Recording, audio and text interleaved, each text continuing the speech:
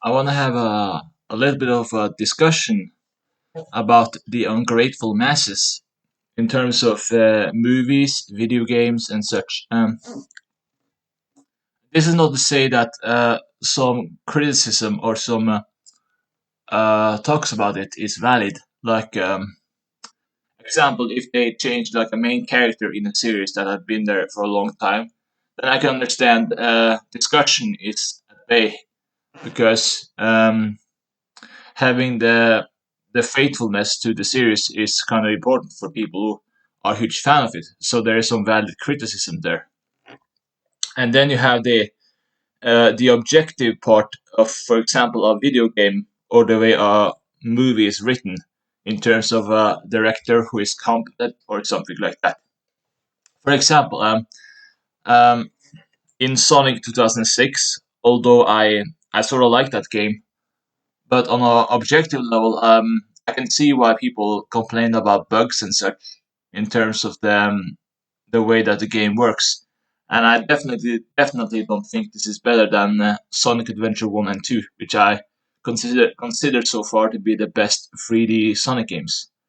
Um, but overall, when I mean ungratefulness or the ungrateful masses, I mean that they seem to have a thing about complaining about very niche things. Like example, when they try to exploit a bug in a game, and then they try to convince people online that this game is horrible or broken, when this may just be like a little error that programmers may have done, and it probably takes a long time to create a video game or a movie.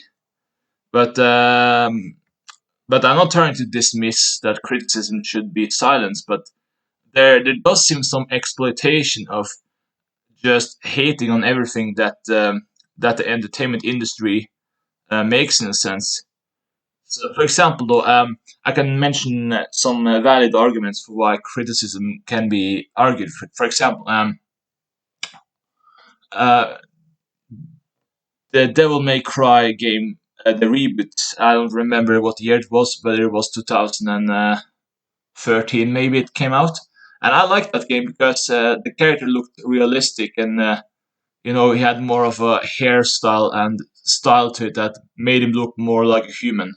I didn't like the previous design where he looked like he wore a mop on his head. I never understand why people like that design to the character, but the thing is, though, I can understand why if you have followed the series for so long, and then suddenly it changes to something different. I can understand on that level why that may annoy people. Like that's a valid criticism. That's one way to look at it. Uh, and then you have like people who complain about very small, vague things like this isn't what I like. This is what I imagined in my head, and therefore I'm going to dislike the ever living hoot out of this product. Like whether it is some small direction changes, even though it tries to be faithful to the storyline or the overall previous installments. I don't know. That's how I see it, though. But the other thing is that the video games aren't movies, so I never really liked the idea that video games should be looked at like movies. Example is Naughty Dog.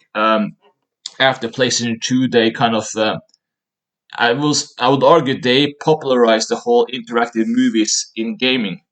I mean, I know people may try to argue that Kojima did, but I don't agree because while it was very cinematic, it didn't actually devolve the gameplay. Like even after the cutscenes, you can still do lots of cool stuff that you can in any video game. For example, in Metal Gear Solid, you can sneak around, you can knock guys out, you can use the codec to call stuff for information. You can use equipments. You can look around, explore and such. Like there is stuff to do, so it still qualifies as a video game, and there is challenges. It's not like you go 30 or 50 minutes while talking to someone without any opposition, or any challenges. Um, that's what I mean. Even games like Heavy Rain is more of a video game. I don't really like that it's qualified as an interactive movie because you still have to solve some puzzles to go forward. You have to figure out stuff like a detective, so it still qualifies as a game.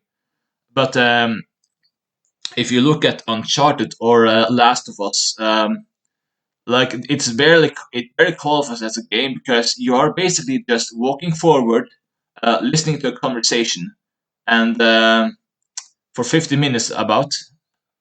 I'm exaggerating here, and then you have like 5 minutes of gameplay, and then it's back and forth between that. Like I don't, I think that should be more labeled as an interactive movie.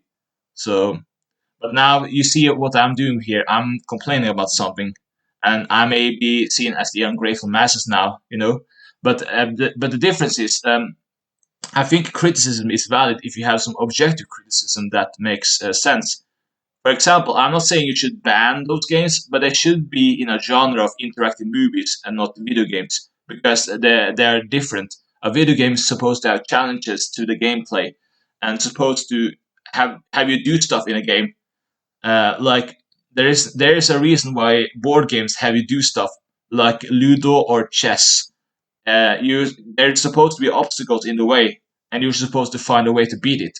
Like that's what the game is supposed to be. If it neglects all that elements, then it's barely any video game to it. So that's just what I want to comment on that one. And then there is entertainment value to angry gamer, and that's not the same thing because I think, for example, angry video game nerd on the internet, he's like angry about video games, but it's more for entertainment effect. It's not 100% serious. But I'm pretty sure he has opinion like anybody else. But that's more like an entertainment thing, and I'm actually a huge fan of him. So, but yeah, that's just what I wanted to talk about. The ungrateful masses. I just want to have a discussion on it. I'm not trying to. I think that if you have a strong opinion on something, that's free expression and that's good.